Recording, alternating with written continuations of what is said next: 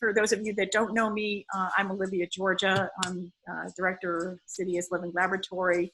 And before we get started, I really need to give credit due to where it is due, and that is with Liza Cuco, who's our program manager.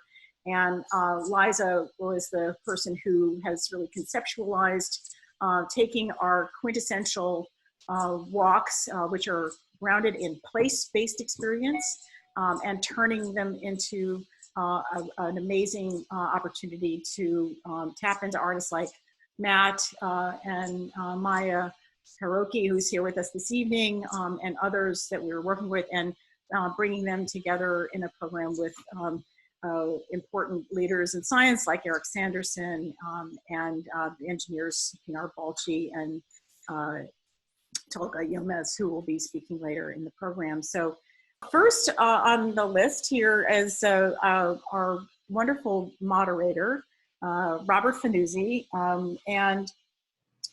Robert, we met him about 8 or 9 years ago when he, I believe at the time, was chairman of CB8, and he's now chair of the environmental committee of the community board. And quite frankly, we wouldn't be here speaking with you today if it wasn't for getting to know Bob and his enthusiasm and his welcoming efforts on our behalf.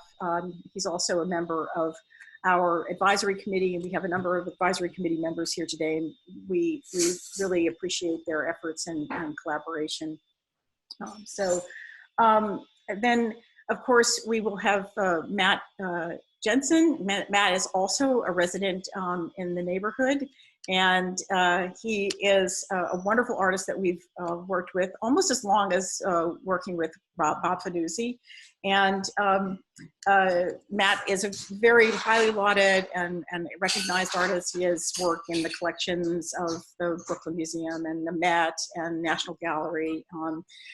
And his practice is primarily focused on photography, but with a lot of other media and ways of working. And one of the most important and I think most interesting things that attracted Mary to Matt's work was his practice of walking and really looking at nature in the urban environment as a way of understanding human impact and interactions.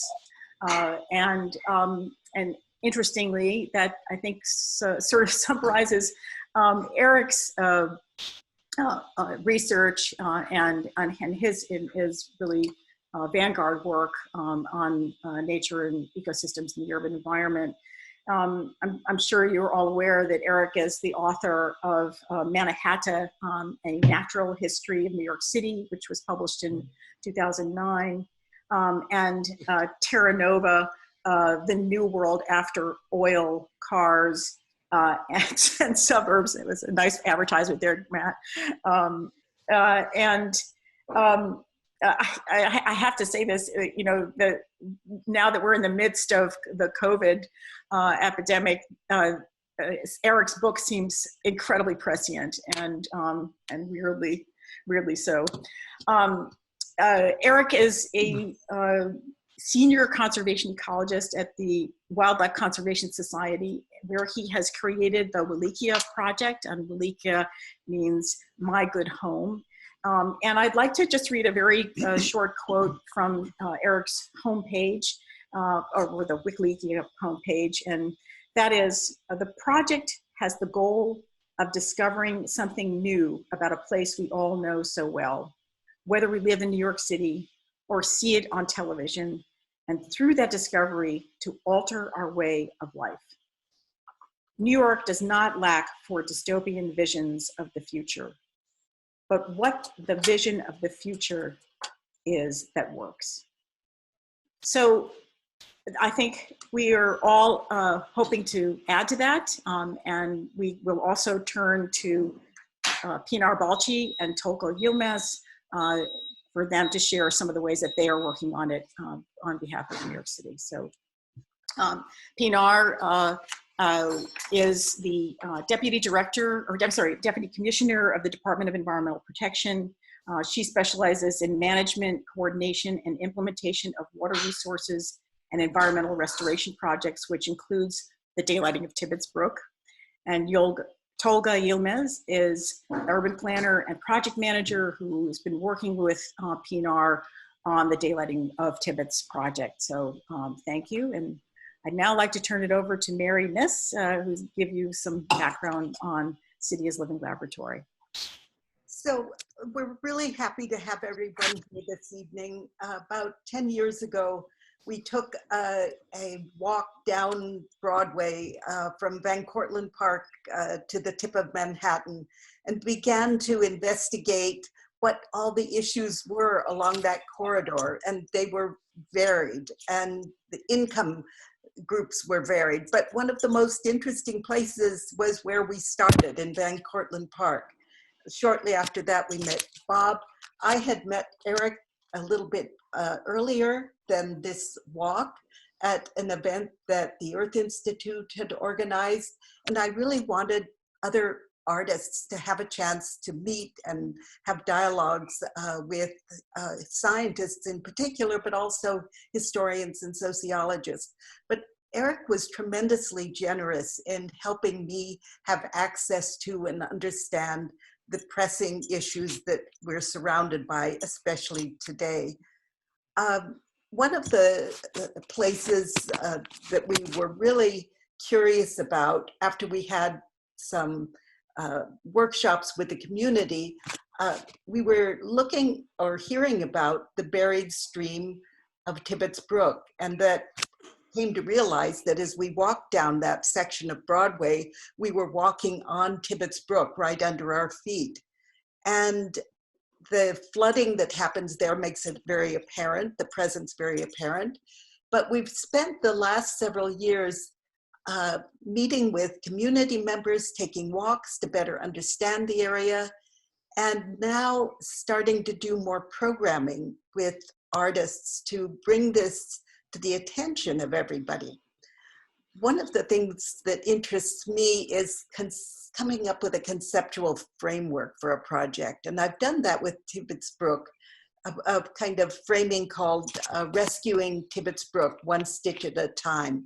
And the idea was to focus on these 7 bridges at the largest scale that cross the place where we hope Tibbetts Brook will be in the future, an old CSX tracks, as the stream is daylit or brought to the surface again.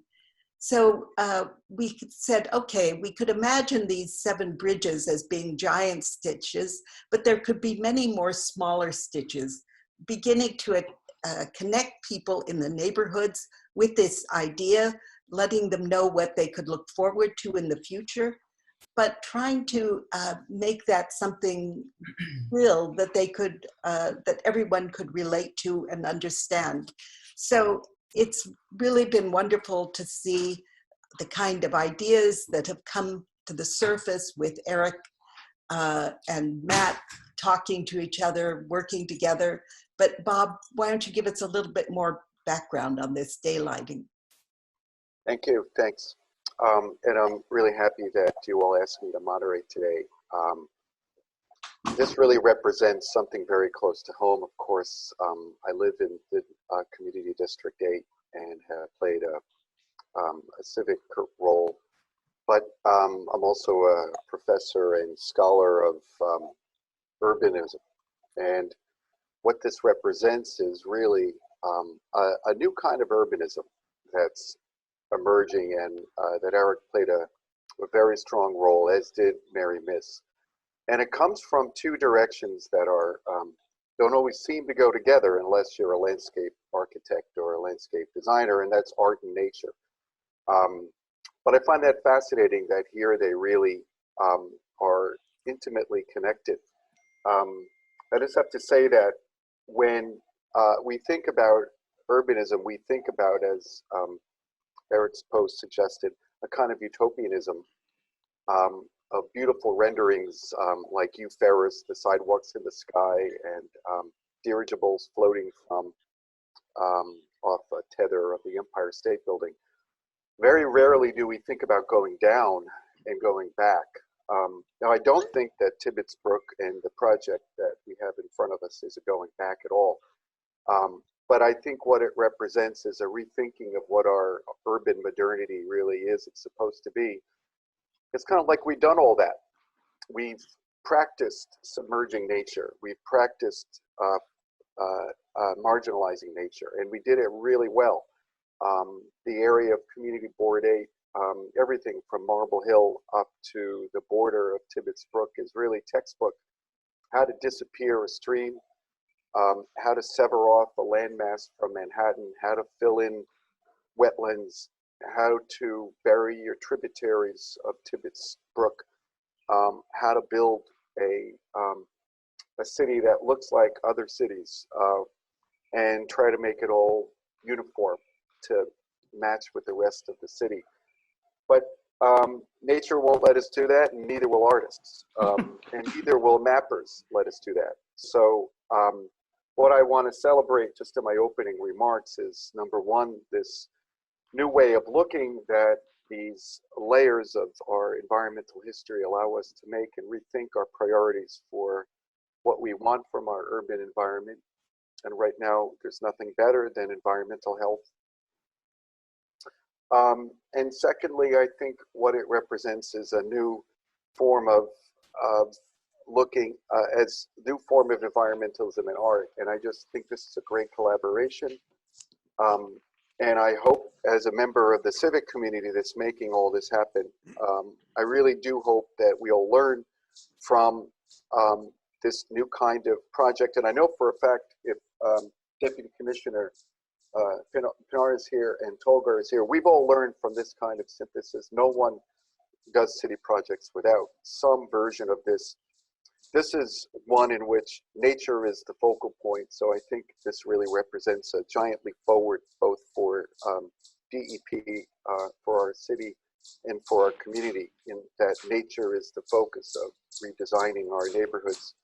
And that's pretty remarkable. And I just want to mark that as a milestone in a going forward in urban planning, what it really looks like.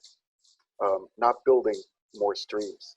So and now my job is a little more complicated now, because we have a third medium, and it's not Tibbetts Brook, and it's not the art per se, it's the computer screen. So what Matt did was give us kind of an avatar, a surrogate of nature that of course represents art. It also represents historical survey. And I'm going to give just a little mini review of it. And I think it's wonderful and remarkable. If you haven't looked at Walking Tibbetts, it's really a fascinating way.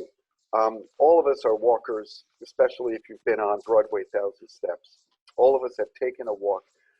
What I like about Matt's project, and I'm going to ask him questions about how he arrived at it, was that it doesn't recreate the experience of walking or pretend to or try to.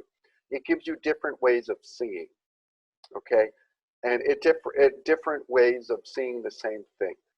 That wonderful anomaly of looking at nature in a city that just gets all your wheels turning about what could be. And it really doesn't treat you to a walk through nature. It really teaches you different ways of looking at a stream. And that I really loved about it. So I wanted to start with an artist talk, really, about how, Matt, you came to create this installation, why you did it the way you did, and what do you feel is really the thing you'd like people to see differently from your particular webpage. And I keep, Olivia, would you mind just chatting the link to everybody so that we all know what we're talking about? We'll get back to the real world, everybody, I promise. We're not going to leave that, but Matt did a beautiful thing, and I just want everybody to hear from the artist. So Matt, what brought you to this particular format and the way you constructed this installation? Well, before I dive into that, Olivia and Mary asked me to throw together a quick slideshow so that people who haven't seen anything can at least get a quick flash of Tibbetts. So I'm just going to go through 20 slides first. And that should kind of get everybody on who's on the talk now on the same page. But before I even do that, I do just want to thank everybody who is on the call for joining the call in the middle of this awful situation, which is touching everybody in different ways, myself included. So I'm really happy to have a moment that is not everything else, but it is this with a bunch of people. So thank you for joining. So I'm going to share my screen now and switch over into Professor Matt mode. Just for a minute. Let's see here. This is what that means. Okay. So Tibbettsbrook, this is Tibbettsbrook, believe it or not. This is a Tibbettsbrook Park, one of the original gazebo structures. This is just north of the Bronx in Westchester. But if you were to take the trail through Van Cortlandt all the way to the end, you end up at this really beautifully designed historic park with a lot of scenic moments that Tibbetts is designed to just make people happy. It's there to make sound and make photographic moments. And immediately as you leave the park, Tibbetts is still daylighted, but you get a very underwhelming experience. It's been sort of given over to vinelands and invasives. And so excuse me, is this still Yonkers?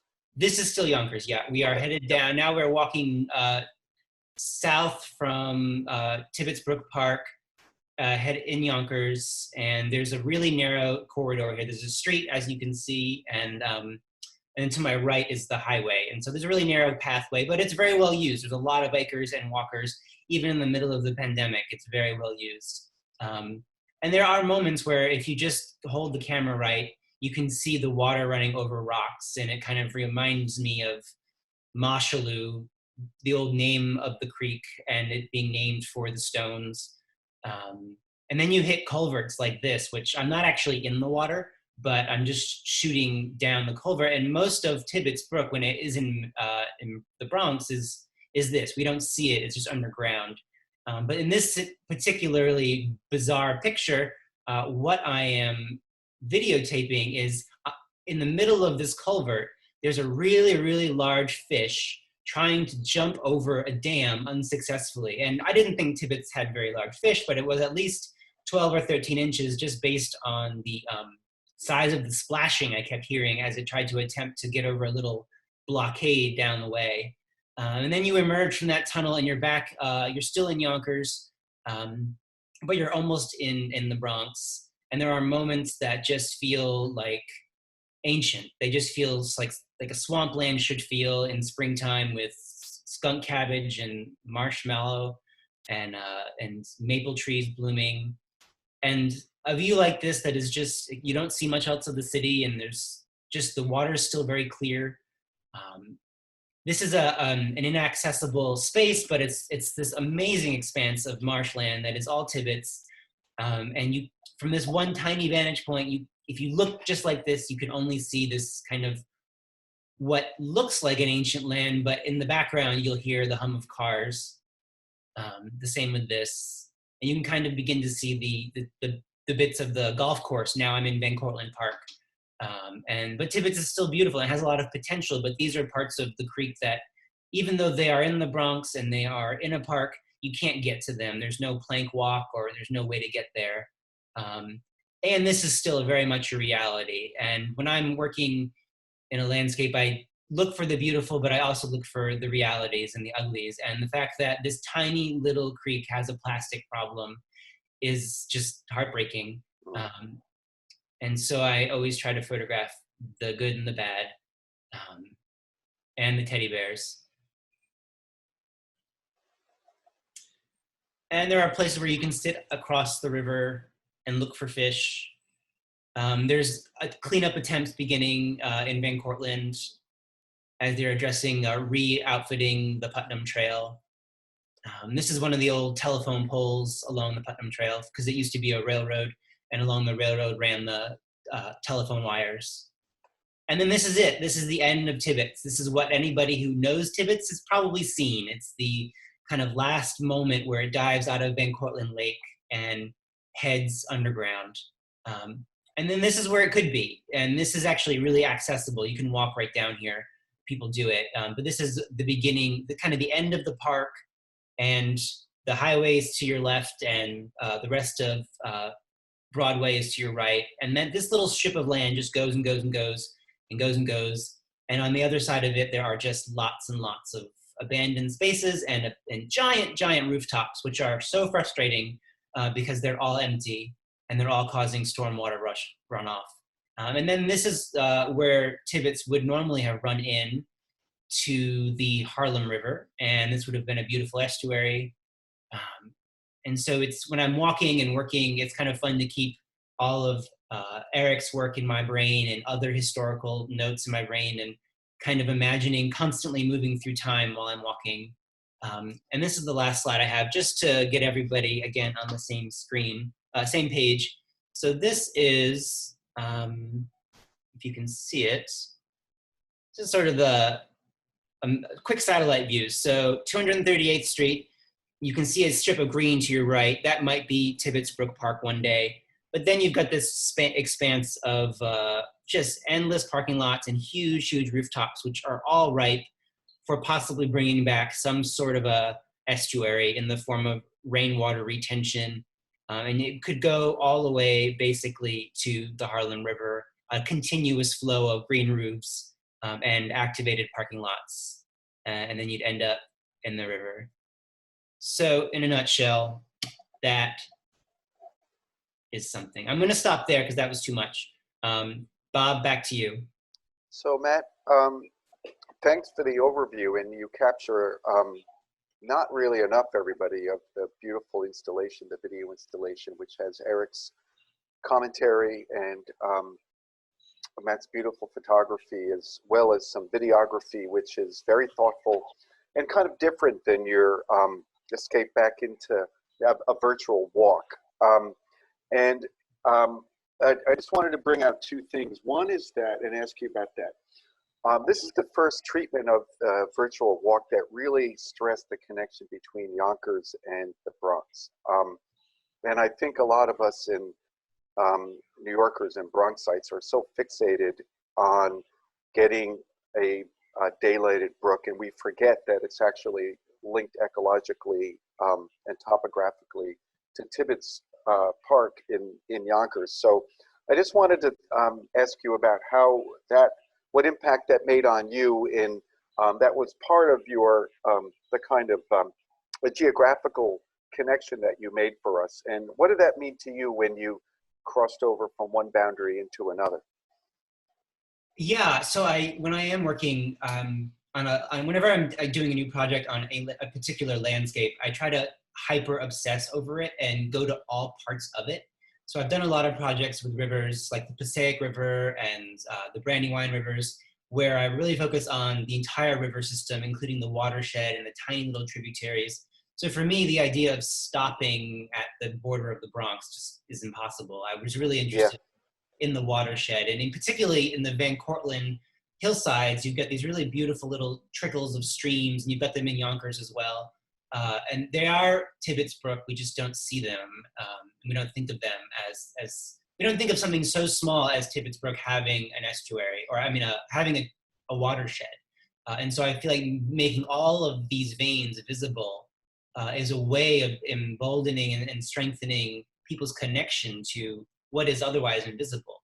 So if you could take a group of kids to a hillside where there's a little stream and point to it and say, actually, that's going to be Tibbetts in a minute. It helps to connect the bigger idea of this system, because it actually is it's really the only watershed we have that is visible in the Bronx. The watershed for the Bronx River is not really so much the Bronx as it is upstate a bit. And so it's just kind of this neat, we have this novelty of this kind of miniature version of a watershed living in just two counties. It's kind of neat. That's right. So you document all the earth moving that's done to disguise that. But I think that's a wonderful thing, and I think everybody should understand just the impact of Matt's word about adopting a city looking at a city from its watershed, because we, as try as we might, we can't destroy our place in the natural world. And on walks with Tibbetts Brook, Mary and Olivia, when was that, a year ago when we walked? We did a walking tour. What was fascinating was that the sewer system was actually a kind of man-made watershed, that everywhere you looked, there were impacts, built installations that drew the water from the source, and were managing water in different ways, and all having to do with how to build an aqua infrastructure that to try to replace nature. So the watershed concept is so important. And I think this leads me to my second question, and then I wanted to ask Eric about his contributions and his perspective on this.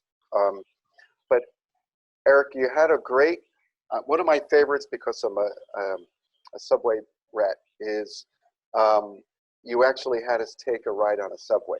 And you kind of already answered the question that I had for you when you talked about looking at rooftops.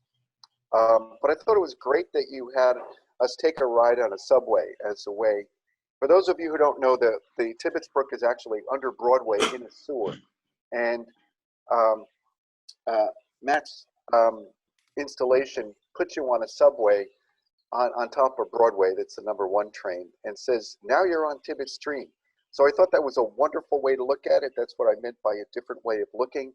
But Matt, you want to expand on that, what you meant us to do when you had us deep in the urban to make us appreciate that we were still in Tibbetts Brook? Yeah, so if you haven't seen the video piece, it's broken up over 8 little chapters. And so to do that, what I had to do first was have a series of experiences along that route.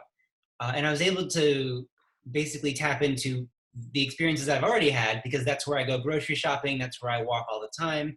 And so I know that the landscape that most Bronxites experience is rough and dirty and dry and hot and under a subway. It's not pleasant. It has the potential to be amazing because there's all this rooftop space that could just be, it could be literally the largest expanse of green roofs in New York City if it wanted to be. And so for me, imagining that potential is where I kind of started with a lot of this. And so I wanted to be able to give somebody an experience of a very real reality of how beautiful Tibbetts is at certain points right now. And then how it is also right now, which is under our feet, and just have different points of view, so that if someone's on the subway, they're like, hey, I've ridden that one train many times. I've seen this view 100 times. And I had this my same experience. Like, I've had that train ride 100 times, but I never thought about it in the context of, oh, I'm on an estuary right now. Like, this entire space, just because there's a Stop and Shop and a Staples there, doesn't mean the rain doesn't hit, doesn't mean the water doesn't flow, doesn't mean there's an incredible potential for this to be a landscape again that is much, much better for people and for plants and for water runoff. And so by showing that photograph from the train, which was actually kind of nerve-wracking, that was the hardest part of the whole thing to videotape, because it's the height of the pandemic and I'm on a train. I'm the only one on that train, with one exception. And just to get that small footage was like a nerve-wracking reminder of what everybody's going through right now. But it was a vantage point that I felt like really needed to offset the kind of beautiful moments throughout the walk, which are lovely and are where I would go right now if I could. And you can, that's kind of the point. You can actually go right now to the middle of nowhere in Van Cortlandt, sit by a stream all by yourself and take a breath.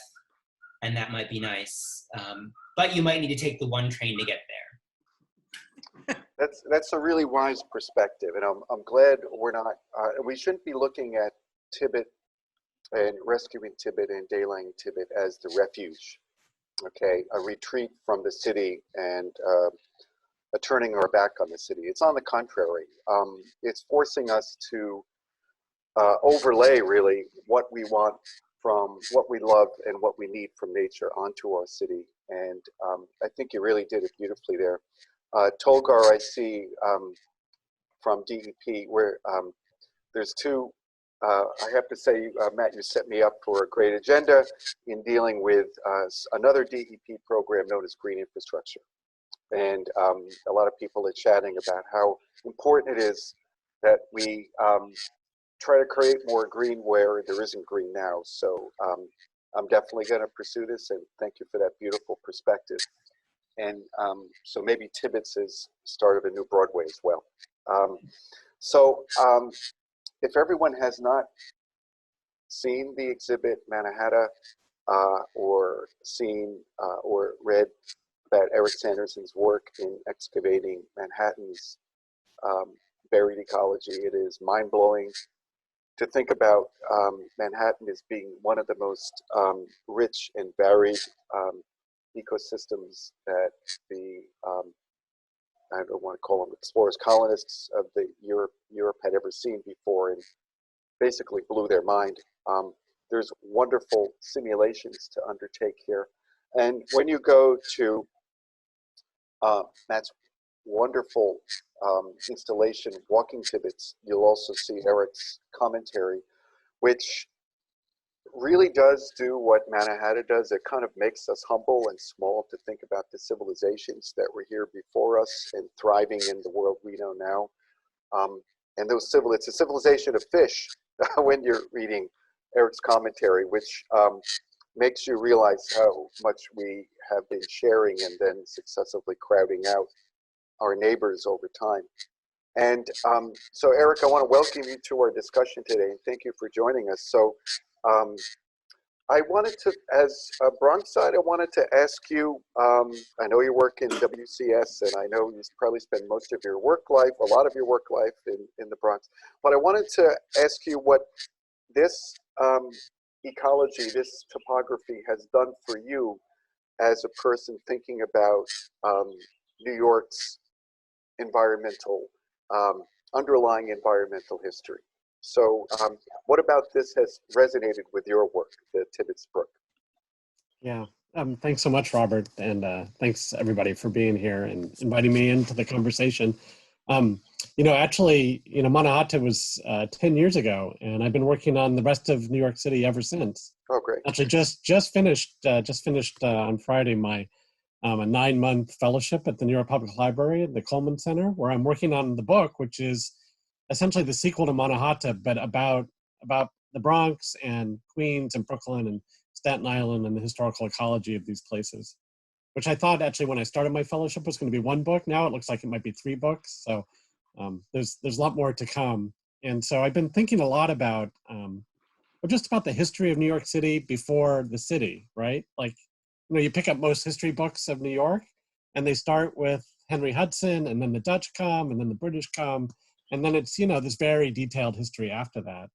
And there's a lot to be said and a lot to be known that's completely fascinating about the last 400 years, but it sort of skips the 13.7 billion years that came before that, right?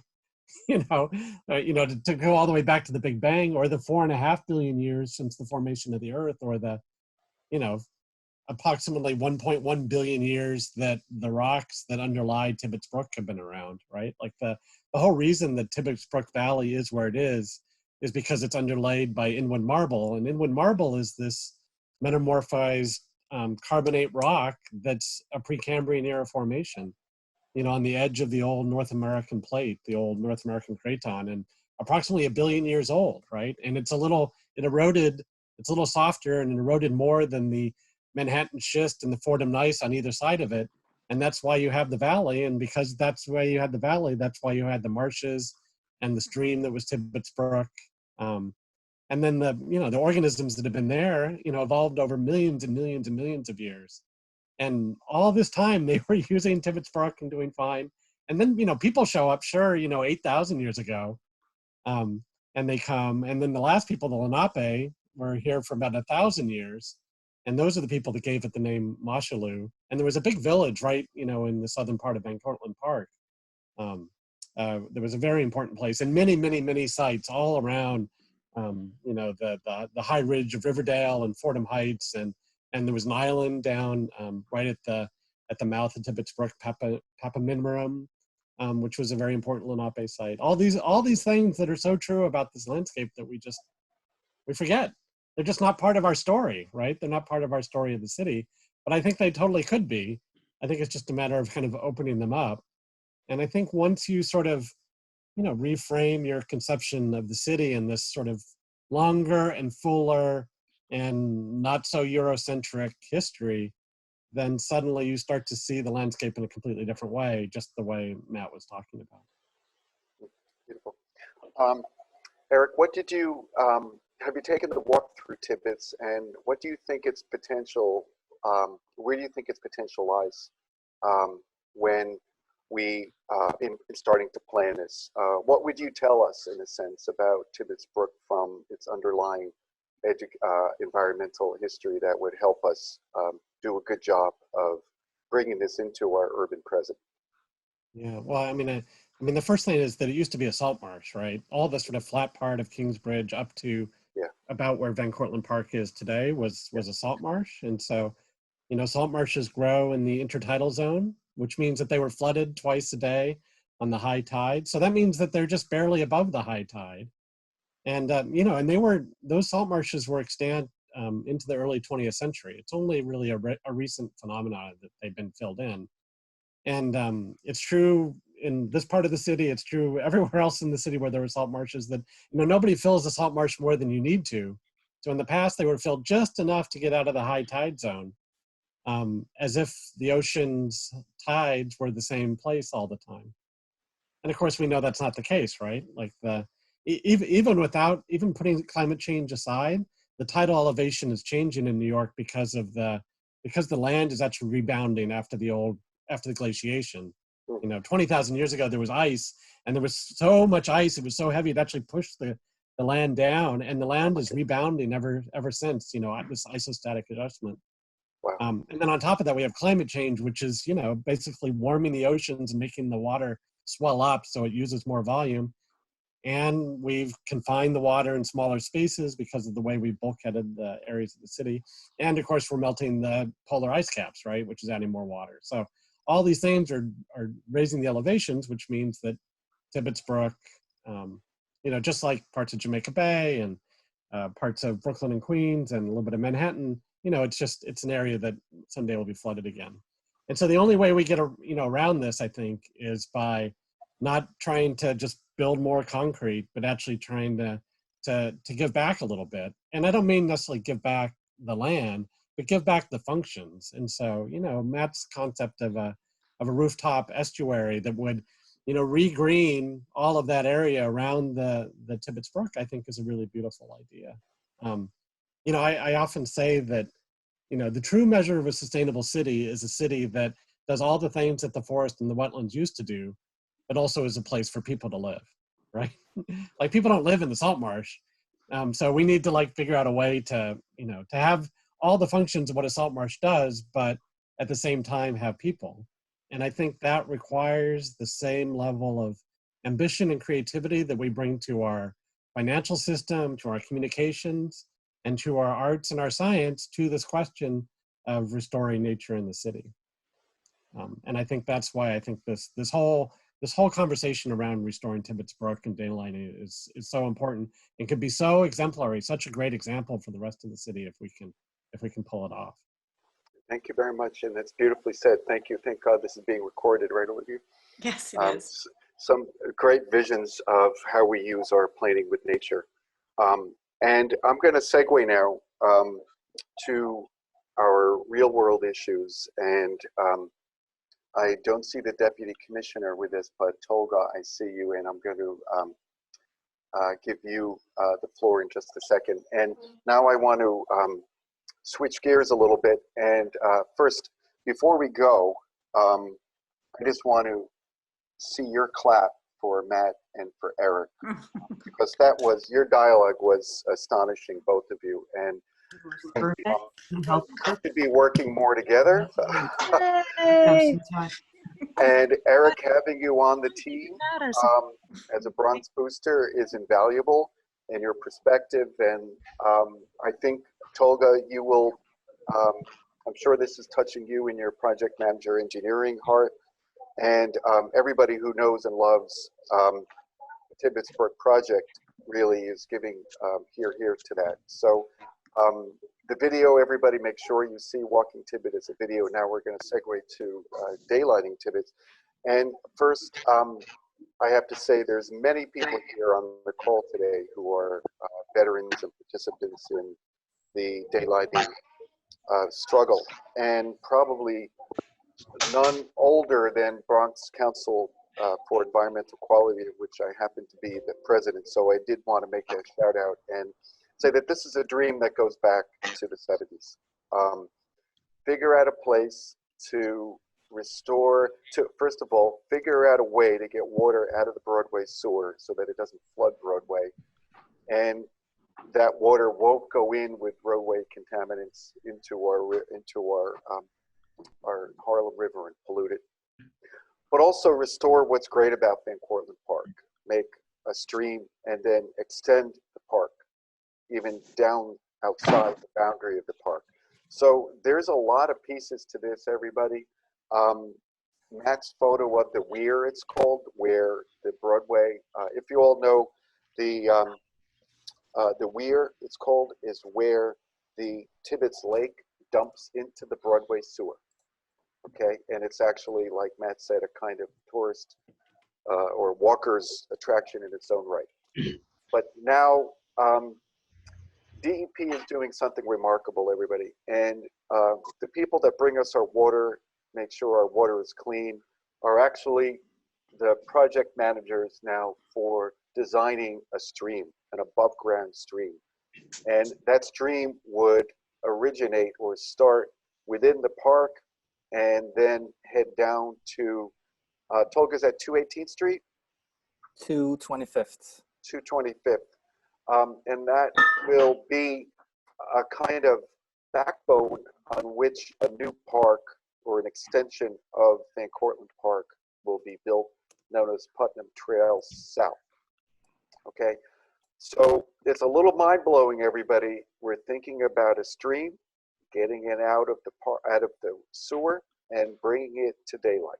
We're also thinking about trying to make a new stream, a new park, and put the stream in the new park, okay? And all this will run parallel to one of the ugliest stretches of urban infrastructure known as the Major Deegan Expressway. Talk about a restoration project. So I'd like to now have Tolga, and Deputy Commissioner Halsey is not here. So Tolga, why don't you just explain what is daylighting Tibbettsbrook to DEP right now? Absolutely. Thanks again for having me. This is a great event to raise awareness and also get feedback. So thanks again for this partnership. We are very excited and we look forward to making this project a reality. Unfortunately, our Assistant Commissioner Pınar Balcı couldn't make it today due to prior commitments, but I'll do my best to provide updates and represent DEP. So Bob, as you mentioned, environmental health, nature should be the focus in planning, right? So it is our focus in this project as DEP. So as some of you already know, since the early 1900s, the Tibbettsbrook has been diverted from Van Cortlandt Lake to a combined sewer, Broadway sewer, as we just discussed. And it flows to the Ward's Island wastewater treatment plant.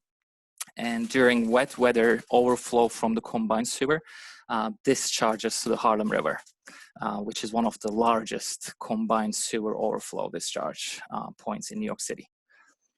This unfortunately has adverse impacts to the environment and human health. So with the proposed daylighting of Tibbettsbrook project, we would be able to substantially reduce this combined sewer overflow discharge to the Harlem River. So it is a very critical project for us and for the city.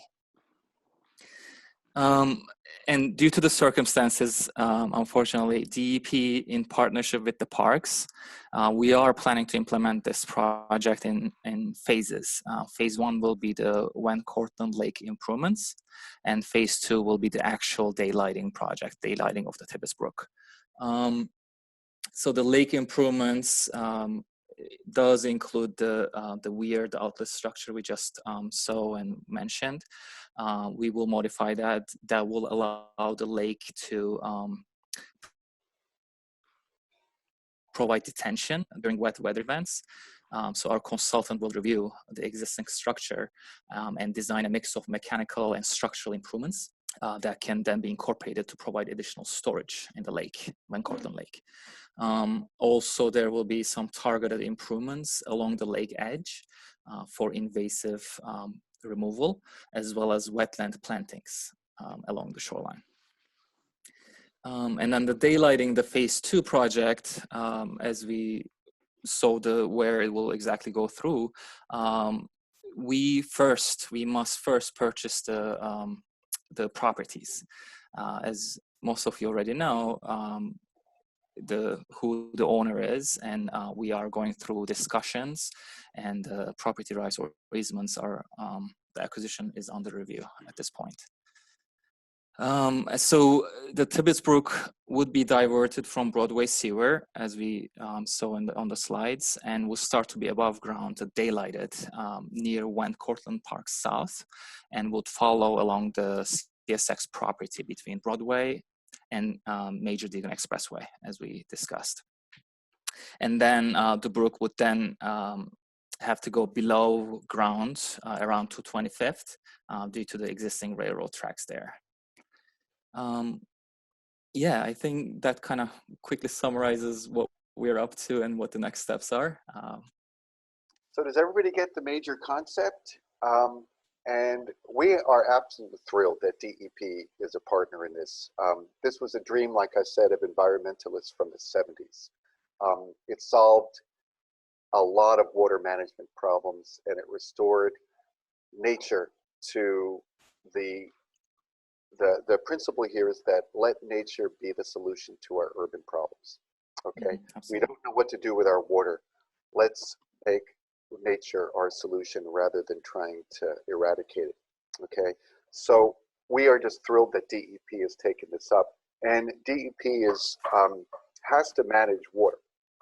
They're obliged to the state to come up with a plan for reducing the amount of water that goes into our sewer system and goes into our waterways. So this is really a signature project for DEP. We couldn't be thrilled. Your local community board, they really made this its #1 priority for managing water in our district. And having City as Living Laboratory joining us in this effort has been just wonderful. So, Tolga, do you have any latest for us? Are there any little nerdy little details you wanted to say, like a ground survey, or I actually know what kind of the nerd details, but we have determined that the stream cuts across 3 sewers that go east-west. The stream will go north-south, and we have a place where could you describe what's going to happen at 225th a little bit? So that's where as you mentioned, the Broadway cuts east to west, and it's hard to go underneath the existing sewer. So that's where we are going to most likely come out above ground. And I'm sorry, that's where we're going to go underground. Go underground right after under the existing sewer. Yeah. Right after the existing sewer, we're going to go underground because of the railroad tracks, and then we are going to connect to the existing outlets at the Harlem River. Okay, will that be an outfall there? There's an existing outfall at this point. Okay, yes. So, great. All right, and this will be a stream, everybody, that running along the Major Deegan, contingent on getting that property, and it will be, as Mary Miss said, then this green spine of Community District 8 that could connect other neighborhoods and set off a whole project of green infrastructure, not only within this proposed new park, but alongside it as well. So, Olivia, I think we're good on time. Could we take some questions from everybody? Absolutely. And there was a question from Eric. Eric, did you want to pose that yourself? I think you're still unmuted. Yep, I Yeah, the fish ladder. sorry, I typed it in the chat window, but I was just wondering, Tolga, if you're going to do some improvements to the dam, would it be possible to design a fish ladder at the same time, like the fish ladder that's on the dam on the Bronx River? Yeah, I think that's one of the things our consultant will look into and consider, and then come up with a best design. Absolutely. Perfect. That'd It's be great to hear. Boy, we're making news here, everybody. I'm thrilled. It's great. I want to put John Butler on the spot. John has probably spent more time in the future Putnam North, South, and in Tibbettsbrook than anybody here. John Butler, if you don't know, is the senior environmental planner and engineer for Van Cortlandt Park Alliance. And John, just want to give us the latest. What's it like for you these days on Tibbettsbrook? Sure. Can you all hear me? Yes, we can. Okay. Gosh, I wasn't actually planning on speaking tonight. So I guess for us on our end, I was actually really excited to see Matt's photo of all of the tires and car parts that that we have been piling up along Tibbetts. Since Putnam is being paved, we've been going in there and pulling out a lot of trash from the brook. I actually had some pretty unfortunate news. There was a dielectric fluid spill along the brook this past month, but it has been in the process of cleaning with contractors, and so we actually I'm going to be out there tomorrow looking at another site where some of the trash as well as some of this dielectric fluid has built up, and hopefully the contractors that are contracted by Con Edison and the state are going to be able to remove that. But for the most part, it's all been pretty normal here. I haven't been able to work with volunteers as much these past few months, which has been sad. But other than that, it has been it's been really fun out on the brook. So everybody, on a day-to-day basis, nobody has spent more restoring and maintaining the environmental health of Van Cortlandt Park than John Butler. And he is the steward, the custodian, really, of this park in its present state, and of this brook, I should say, it's in its present state. He's walked it, and he's been instrumental. And right now it's under construction, as you probably know. When I think this is, I have to get my construction report soon, but there will be a paved trail connecting the Yonkers Trail that brings us from Tibbetts Park, and it will bring you into Van Cortlandt Park, and it will be bikeable and walkable, and it will bring you right to that weir, right where the water disappears, which takes us on to phase 2. So John, you have our thanks, and everybody here. So I saw another question. Do you mind, Olivia, if I Please go right ahead. Yeah. So phase 2, everybody, phase 1 is happening in the park. It's wonderful, and we are very grateful to DEP that's going on. DEP and parks working together like this is a wonderful thing. And there's also a project to restore wetlands, to go to Eric's point, within Van Cortlandt Park. And we hope that that will be funded as well. Now, as far as the acquisition goes, that's what it's called. You're looking at an abandoned railroad that runs along the Major Deegan. That is roughly the 30-foot stretch of green space or right-of-way of railroad that we hope to make the future stream. And we would appreciate any assistance because the community board has been stymied. We brought this to the federal level, to the congressperson who sits on a federal transportation. We are right now, unless Tolga, you know differently, we're still at a standstill with negotiations for this.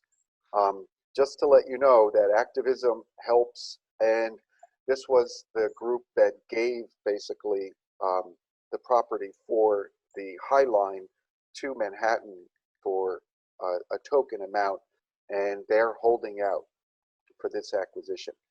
And it has been dragging along, and we will definitely resume this as part of a community board initiative and keeping political pressure on, because I think it's discriminatory that what is good for Manhattan is not good for the Bronx. And you have my commitment. I happen to chair the Environment Committee, so you have my commitment that we're going to maintain this pressure. And also, Matt, you are welcome anytime to bring your proposal for green roofs to our committee and talk about. And DEP happens to have a program for green roofs that they would love to hear this. I think it's wonderful. I wonder if Tolga, you could answer a question from Zach Youngerman, and that is the design of phase 2 happening now, or are you waiting until the acquisition happens? There are conceptual designs happening, ongoing, but the final design has to wait for the acquisition.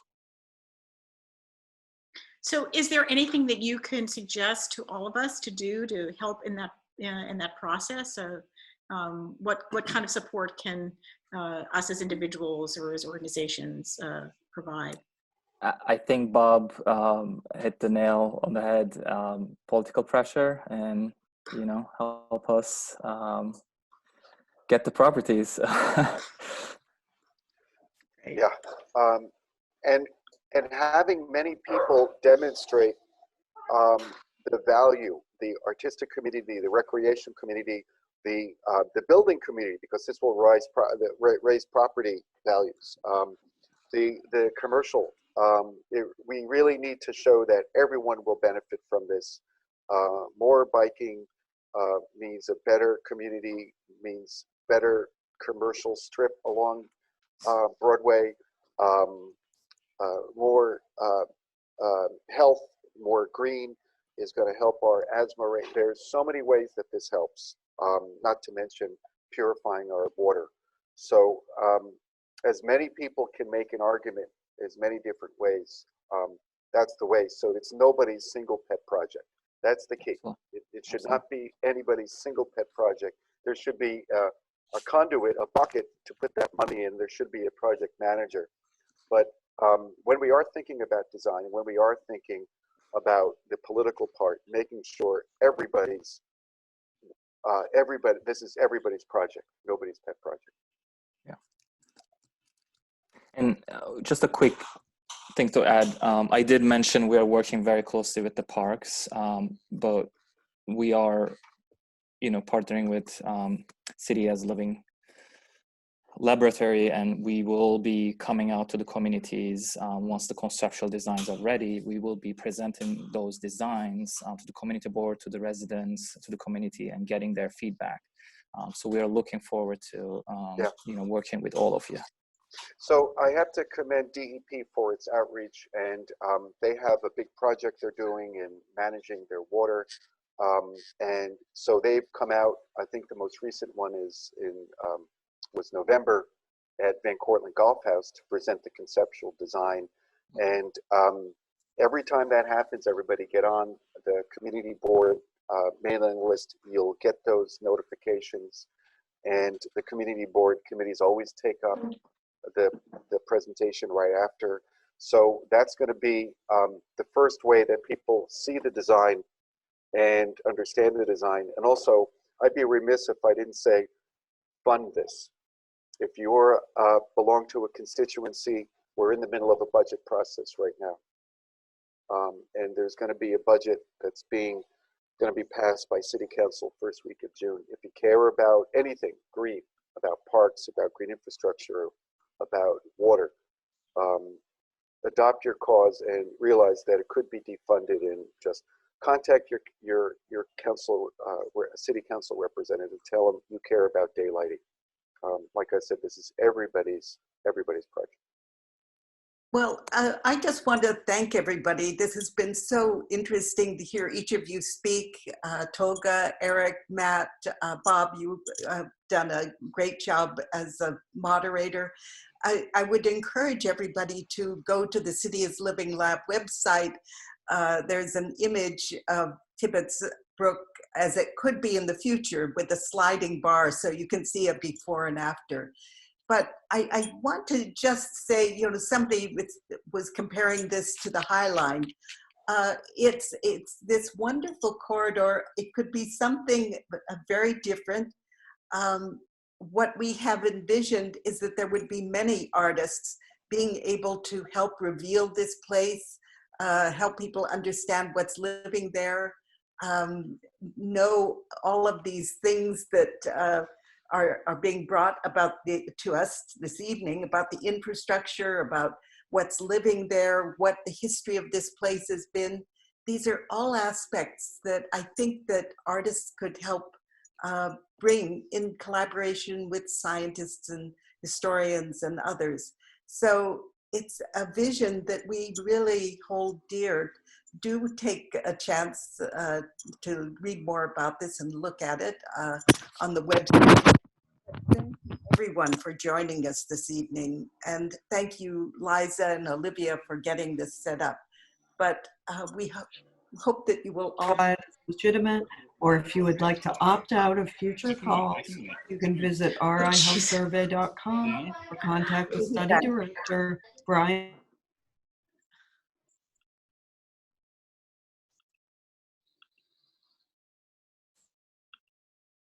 person on Upper Broadway sometime soon. Thank you, everybody. Thank you. Hey. 7 o'clock. Thank you. Take care.